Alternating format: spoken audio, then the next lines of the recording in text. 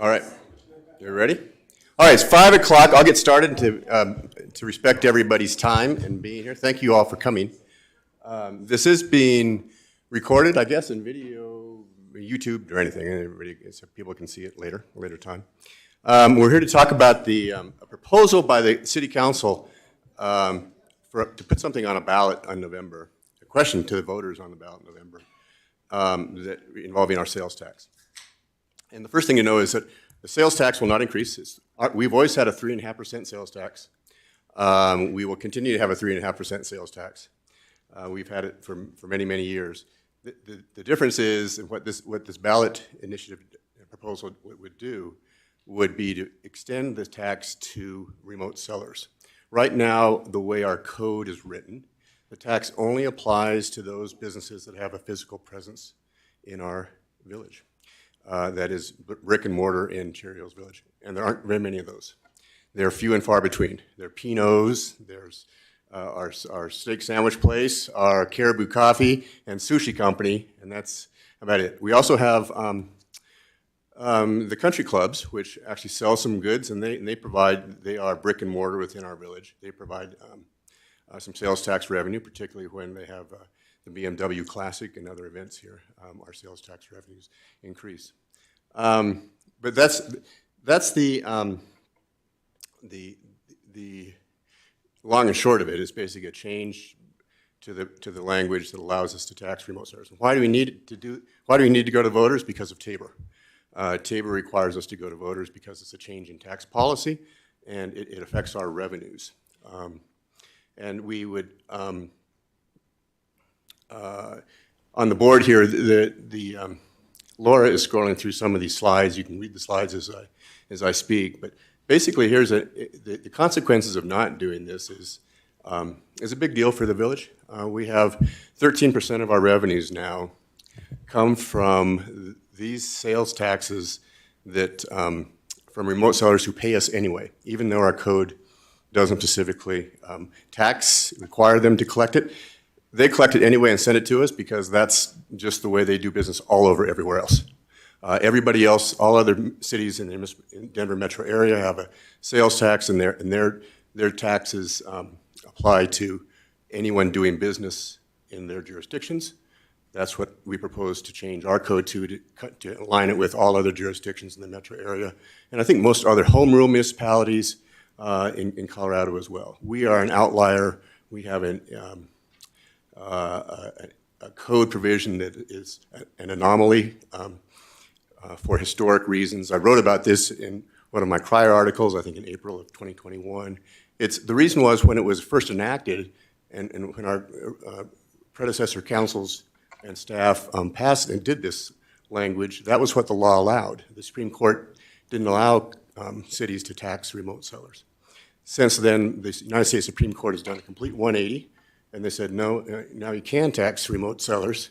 In the meantime, we're stuck with language that taxed only what was allowable 40 years ago, 30 or 40 years ago when our tax was put in. So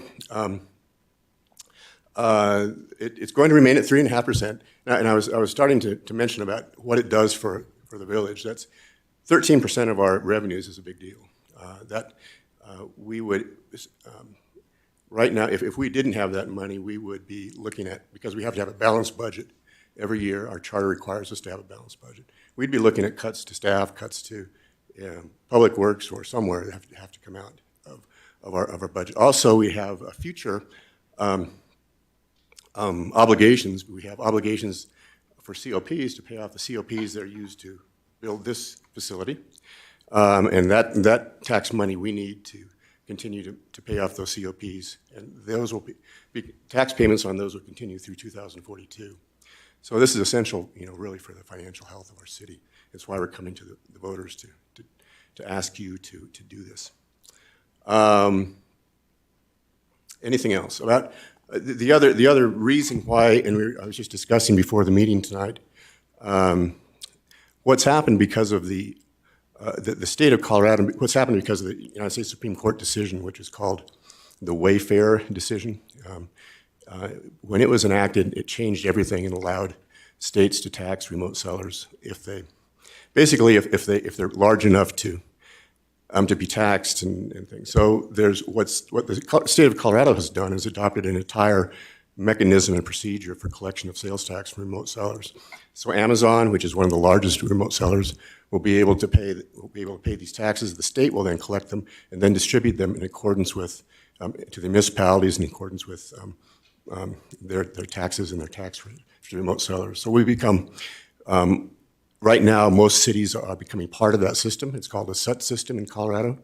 We want to become part of that too because it makes things easier for everybody, remote sellers and everybody else. And to do that, we have to have this tax change. We have to have modernize our code to allow sales of sales taxes based on for sellers who are doing business in our village, not just sellers who maintain brick and mortar here.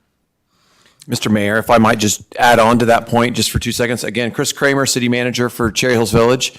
I was at a presentation last week about this particular issue with an organization within Cherry Hills Village, and it was interesting. The discussion about the centralized tax collection system came up, and one of the attendees mentioned that they actually had attempted to purchase products online from a large national retailer for auto parts, and they got a response back, sorry, we can't sell you that product. You live in a local jurisdiction that's not participating in that centralized system. And then somebody else who was present at the meeting said, oh, I got one of those too a couple weeks ago. We did some additional, as the first we had heard that retailers, remote sellers may be taking such steps. So we did a little additional research, and it does sound like there's an October target date for the state to try and get all the jurisdictions to sign up, which then I guess a lot of the online retailers are maybe going to leverage that to say, hey, if everybody's signed up who can be signed up, we're off the hook of working with folks who aren't a part of the system. So I guess I'm personally worried that our residents are going to run into this lack of service from online retailers if we aren't able to join the state centralized collection system. So I think that's another factor for residents on the home front, if you will, about the importance of modernizing our code. In addition to the impacts, the potential impacts to our services like police and roads, et cetera, there's also residents who may feel that direct impact as well. So the point of tonight really was to see if there are any questions you folks have about how this works. We have posted on the web. This has been an issue that we've known about for a while, and we've posted for many years on the website a letter from our city from our finance director that says we don't have a sales tax for remote sellers in the village, and you could use that letter to go and get persuade retailers not to take the tax out at the time you made a purchase, and folks do know that we have that if things were delivered here in the past, there wouldn't be a sales tax, whereas if you took delivery in Denver or Sheridan, you'd pay Denver or Sheridan sales tax, and you still will in those situations. So if you go to Home Depot and buy something and put it in your truck, you're going to pay Sheridan's or Aurora sales tax. But if you have it delivered here, right now there's technically no sales tax in Cherry Hills Village. This would change that, and it would make that change. It would also change for remote retailers like Amazon, as I mentioned, and Wayfair, who ship things in here. For them, they know down to your 9-digit zip code exactly where you live and what your sales tax rate is. So they know if you're even if it says Inglewood and your mailing address, that doesn't matter. They go by the 9 digits. That's why they ask you for it when you sign up for Amazon. So then they go to the state of Colorado where there's a website and they can see what the sales tax rate is in the jurisdiction you live in, and then they deduct that. They actually, they charge you, and then they send that money to the city, send it to the municipality. That was happening. The issue with us was we had in our in the state database it has Cherry Hills Village 3.5% with an asterisk that said only for those in the village. Well, Amazon, they don't read the asterisk, they just send us the money. And so, they didn't understand, the complexity or why we were so unusual in only taxing our brick and mortar. Usually, it doesn't make any sense to discriminate against our own businesses. You usually think of it the other way around. You usually discriminate against somebody else's businesses and try to boost our own. So this was very, odd, and it's odd for Amazon, it's odd for all remote sellers. They don't understand it.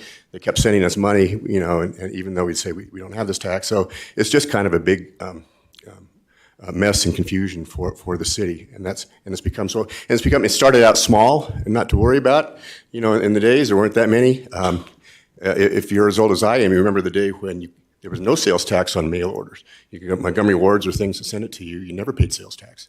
But you had paid shipping and it kind of a wash. Well, now everything's kind of changed. Now there's so much more on Amazon. This is gradually became a bigger and bigger deal, and our problem became bigger and bigger. So again, what we're talking about here is simply a fairness issue for putting a sales tax on all sellers, remote and local, across the board, that same 3.5%. And that's what we'd like to do in a very simple voter question. Yes? A lot of people don't use the last 4 digits of their zip code. Every zip code in Cherry Hills Village is a shared zip code. How does that work out if they don't use the last 4 digits? Well, I think if you see some of the current ones, they'll ask, some of the more sophisticated ones ask you for 5-digit zip codes. And they'll say, is this your correct address, or here's a preferred address? And they'll give you the reason they give you that, isn't this a better address kind of thing, is because it has the zip code numbers. So part of that is coming, and once the state adopts this mechanism for collection with all remote retailers, it's going to be easier, and they'll kind of get the message. And the smaller ones will jump on. The sophisticated ones know. The smaller ones don't, and this is kind of down in the weeds, but the state system only applies to large retailers too. You have to have over, I think it's $100,000 into the state before it's triggered. So, which it's going to capture all the big ones that we really are affected by. But it still won't attach. There will still be no sales tax for the remote sellers that are very small, the one-offs. They still don't have to collect it. Yes. What do you do since you're getting after Amazon? What does Cherry Hills do with it? Well, for the last few years, we've been using it just in general revenues for the to provide roads and police and everything else, and it's gotten greater and greater. So that's where we are today. Yeah, it's been used for essential public services, and that's what we're continuing to use it for, to pay off this building, for our police and fire, and for our roads. It'll be continued. We would be in a bigger problem if we don't have that money. If we didn't, if that money wasn't here, we'd face real challenges. Mr. Mayor, okay.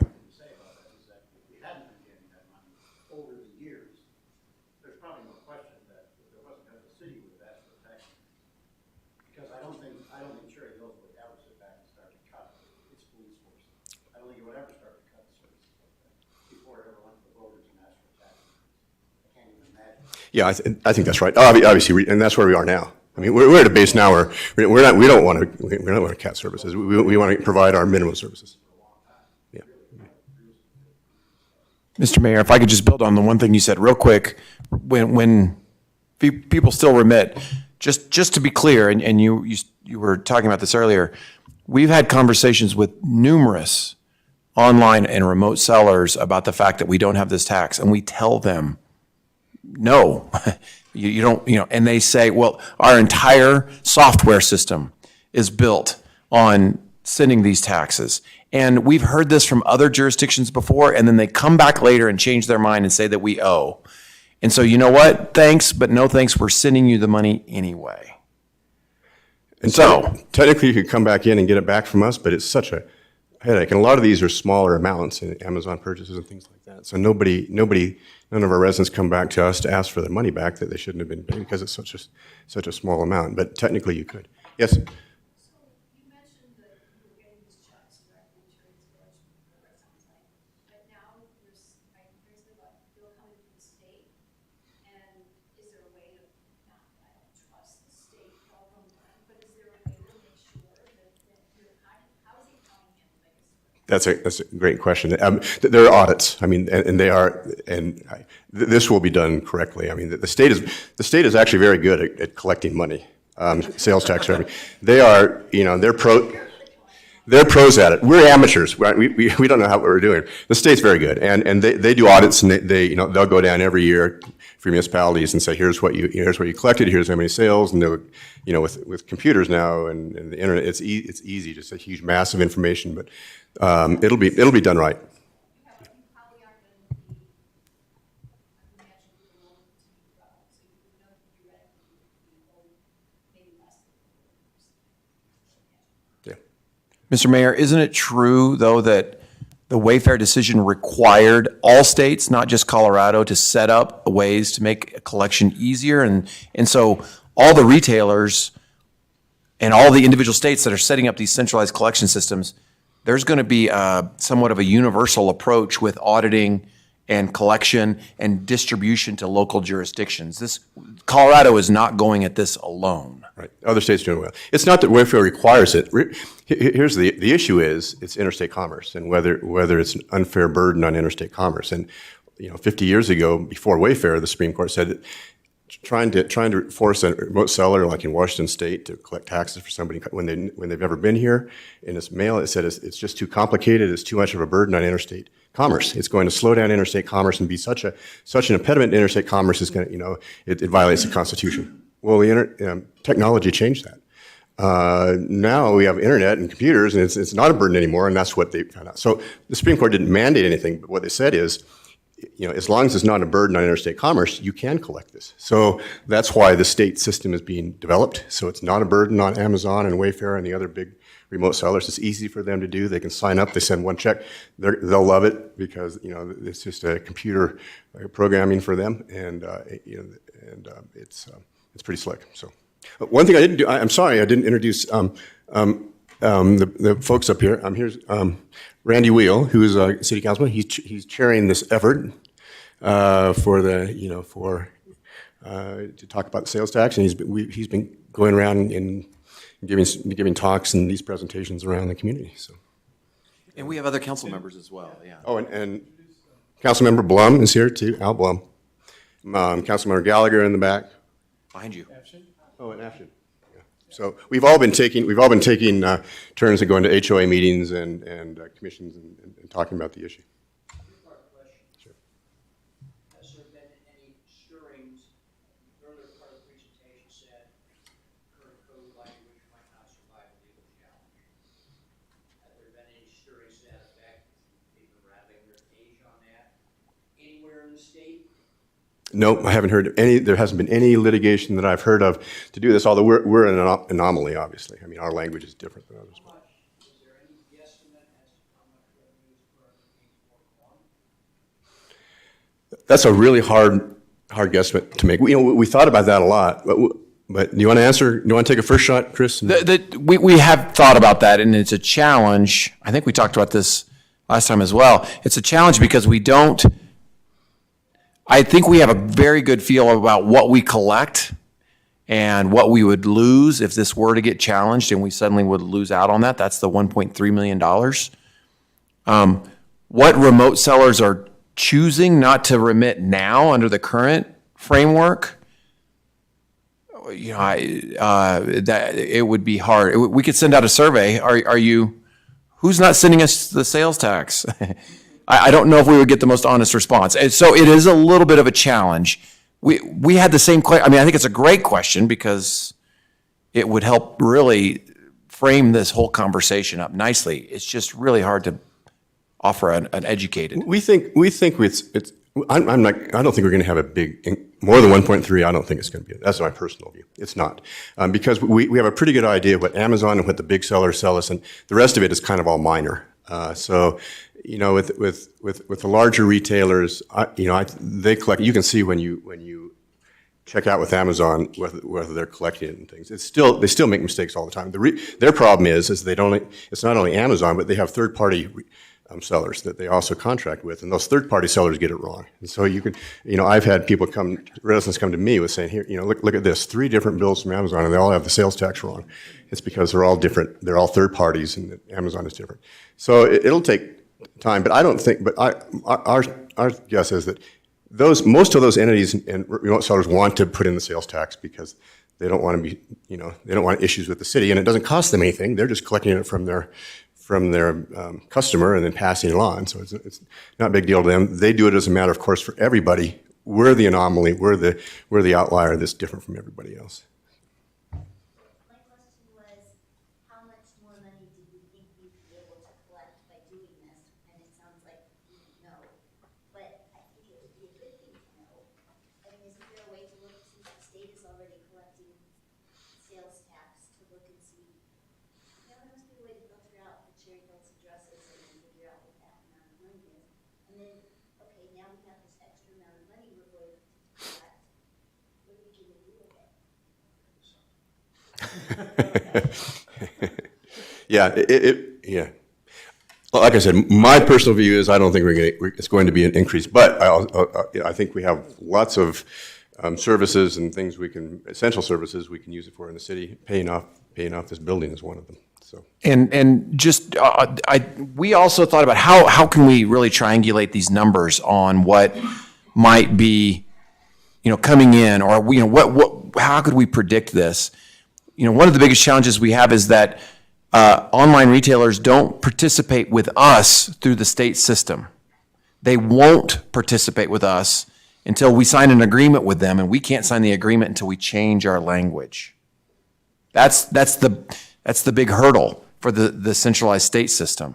So they aren't collecting, the state right now is not collecting a dime on our behalf. So, sort of triangulating those numbers and backing out the Cherry Hills Village zip codes doesn't really do us anything because they're not collecting the Cherry Hills Village to begin with. So we thought, if anybody has any ideas of how we can figure this out, we are all ears. I'm not trying to shoot it down. We've spent some time thinking about it. We just don't have a good way of guessing that at this point. As far as additional revenues and what might be spent on, right now the city is going through a community-wide master plan process. We're about halfway through that process, and in that, we have done 2 community-wide surveys, multiple open houses. We've received feedback through a Citizens Advisory Task Force, and through this process, we're eventually going to get a list of a vision of what we want the future of the village to look like. Sneak preview, it's not going to be that different than what we see today. I don't want to alarm anyone. But there's always areas for improvement. And I think that master plan is going to show through a community-led source what possible improvements there might be. And I think the best way of, if there is some increment, I 100% agree with the mayor. I don't think it's going to be double or anything even close to that. Might there be a small uptick? I think that's possible. But what we do with that uptick, I would 100% recommend to our city council that they look to the soon-to-be adopted master plan that shows community-led priorities as guidance for any spending on that uptick. I'm a little confused. If you say that the state divvies out the money and we don't have anything in writing with the state, how are you getting the 1.3 million extra in tax revenue? Where's that coming from? Well, it's coming directly from Amazon now. They send it directly to us, and that's where they have been sending it for the past 10, 15 years. So now, The state's not totally up and running yet. They're setting their target, and it's just a goal, aspirational goal at that, at October. So I think right now only about 65% of all the Colorado communities have signed an agreement. Now, my guess is they want that to be 100% of eligible communities by October. We would be considered an ineligible community.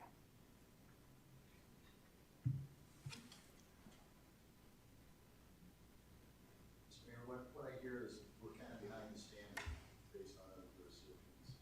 And I've also heard it's now standard commerce, we always knew we were kind of sneaking in a few things. So I'm trying to understand what's really the barriers for doing this. And I assume it's a council decision, right? This doesn't really. no, this is a Tabor question. That's why we're here. So the voters have to approve this change because it's a change to tax policy that affects our revenues. So this root barrier really is to convince. It's to convince everybody to vote yes when this comes, because without that, then there are legal issues about how we collecting this money when we don't have our code language changed, and what happens with SUTS is kind of unknowable when SUTS is taking over the whole state and we're not part of it, how that works. So that's exactly why we need to, the voters have to approve this because of Tabor. I mean, when this was originally passed, the 3.5% sales tax was passed with this language, only on our sellers. That was before Tabor. So they could have changed it easily then. Well, in the meantime, Tabor came in. So now to change it back, to get it right, we have to go to the voters.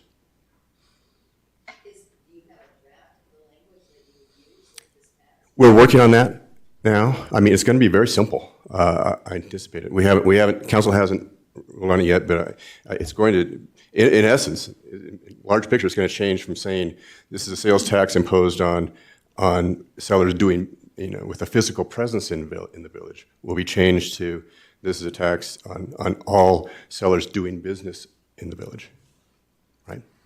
And that's what everybody else had. That's what all the others, Sheridan, Englewood, that was the language in their codes, and that's why they never had a problem because of that. Mr. Mayor, the scheduled date to have the first discussion about the actual language is going to be August 2nd, Tuesday, August 2nd in this room. So if you're interested, I would highly recommend that you can either come or watch online, either way, but that'll be the introduction of the conversation about the language. And then they will have an opportunity to vote on that either that night or likely 2 weeks later on the 16th. Yeah, Doug. I just want to say, we've been talking about this for a very long time. I remember when I sat on the council, we had the discussion about should we amend our code to address internet sales. That was back in about 2004, when people didn't really have a whole lot of internet sales. And we kind of just died off, and we said, well, it has to be, if there's a physical presence, what we would call a brick and mortar store or a physical presence in the village in order to assess the tax. Well, we've seen how things have changed, and everybody is ordering everything they can online because it's just a lot easier. I just went to Costco, and I wish I could have just had it all delivered and not worried about that at all. It's something that we have been trying to do for a long time, but we really couldn't because the Supreme Court hadn't blessed it. Congress came along and passed the Main Street Fairness Act, which allowed cities to do this. The Supreme Court blessed it and said, yes, that's right, we can go ahead and do this. We're just 4 years behind the curve. That decision came out in 2018, and we're finally getting around to do it. But because of Tabor, we do have to go to each of us and give us a chance to vote, yes or no, you want to let the city legally collect the sales tax. I mean, it's more like a contribution right now is what we're getting from Amazon. Gift from them. So that's very nice of them, but let's clean it up. Let's get it legal. Let's fix this. It's not a huge increase because the biggest single retailer is Amazon. So we're getting that tax, generally speaking, not all of them, because the mayor says different providers to Amazon have their own systems. But that said, if we do this and sign on with the state and have it all handled through the state, it takes a burden off of the city having to address all that kind of stuff. It gives us some increased revenue, and it does legally what we all think we're doing anyway. Most of us think when we're ordering something that Cherry Hills Village is getting that tax. You don't typically look at that closely to say, oh, I noticed I saved 3.5% on this sale because they didn't collect the tax. We'd like to, I would like to see, I'm not there, I would like to see it cleaned up. I think it's good for Cherry Hills Village. It helps us all, and I think having everyone here being able to go out and talk to people that you know and educate them about this would be very, very helpful. Because you folks obviously are what we call influencers. You're people who take the time to come to a meeting. So you can go and tell others and say, no, I actually heard about this, and every other city in the state is doing it. The state is doing it. We're entitled to do it. We just have, I'm tempted to say antiquated, but we have an out-of-date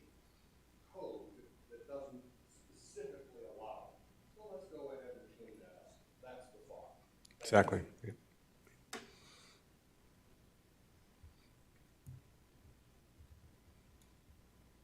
And the other idea of what happens, I mean, our budget process starts for all of you. You know, it starting now actually. So it's, you know, we do run a lean budget if you come in and look at it. You know, $11.5 million is our revenue. That's very small compared to most other jurisdictions. You know, we rely heavily on property tax, but the sales tax is a big component. But, most of our Doug is our new treasurer and finance director, and he just started with us. He came to us from Centennial via Littleton, and where am I leaving now? Oh, Washington State. Yeah, so lots of experience, but it's an interesting process to go through the budget, and we are, you know, it's a lean budget. We do a lot with a few people, and about half of it is police.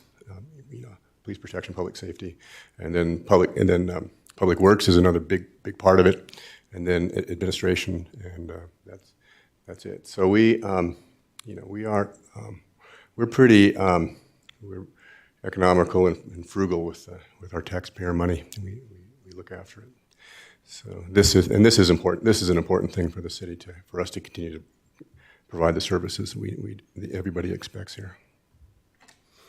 Any other questions? I'm always free. I'm always available to answer questions if people. Please do get out and mention it to your neighbors. I'm sure, you know, a lot of people, they're going to get the ballot and they're going to say, "What's this?" and "I don't like taxes," and say no. You know, this is one we need to kind of reverse that and say this is what we really need, and it's really fair. It's fair to our brick and mortar guys too, who are paying it when nobody else pays it, which is grossly unfair. So. I do think people talk around it now, hopefully not August 2nd, because I know the city's working on language and see if there's something other than the first 7 or 8 dangerous words that are always on a Tabor thing. Shall the city increase taxes? And that's what all Tabor ballot measures are typically done, but that wouldn't really be the case for Cherry Hill. But when people see that, I see that, I go, okay, that's mine. That's an important thing, hopefully. We're working on it. We're working on it. We're working on it. I think right now we're thinking because it doesn't change the rate. I think the language will, you know, we'll see in August. But I think the ballot language will not say shall taxes be increased because this is a tax policy change, and it'll say that this is a tax policy change and that this is an amendment to our code. So hopefully that'll help. Mr. Mayor, one other thing. We are going to have another presentation just like this one at 6 o'clock. If you came in late and you want to stay for that, please feel free. If you have questions as a result of this, you really don't want to ask them in front of everybody. Maybe you know you've not been paying your taxes or something, and you don't want to admit that. We're going to have plenty of folks sticking around to be able to help answer questions. So if you want to just stay and mill and maybe approach some of us to ask questions, we will absolutely make ourselves available that way too. Okay, and Kyle? Also, we're reaching out to homeowners associations, but if you're in a homeowners association, if you could share the name, if you'd like for us to come and make a presentation, we'd be happy to. So we've got several lined up, but there's several we haven't heard back from. So if you have, or any other community, we'd love to come speak. I think it makes total sense, and I think once the people understand that this is not a tax increase, and this just makes complete sense for the city to get this, and will not involve us having to have a tax increase down the road, people will get on board, and I think they will understand it. And as I said to Chris at a meeting that Mike and he had shared at our office, I said, you know how all our ballots, they're like, throw your mother down the steps or raincoat, you know, kind of thing, out sort of backwards. We never know exactly what it's saying, and to Earl's part, if they could put it in an understandable format that we can, you know, clearly get where they're coming from, I think people will embrace it and say, why not? And this doesn't seem to make sense. That's been the response that the groups I've talked to so far is, you know, why wouldn't we do this? So and that's when I shut up and sit down, you know. Yeah, because it does. It makes a lot of sense. It's complicated. I mean, you can get down in the weeds, and it gets really complicated. But if you keep it simple, I mean, we'll keep it simple, stupid, and we'll get there. I hope. But with your help and everybody, just tell your neighbors. We appreciate you coming. Great turnout, really. Thank you. Oh, there's some slides. There's a copies of these slides and some FAQs in the back, if you'd like.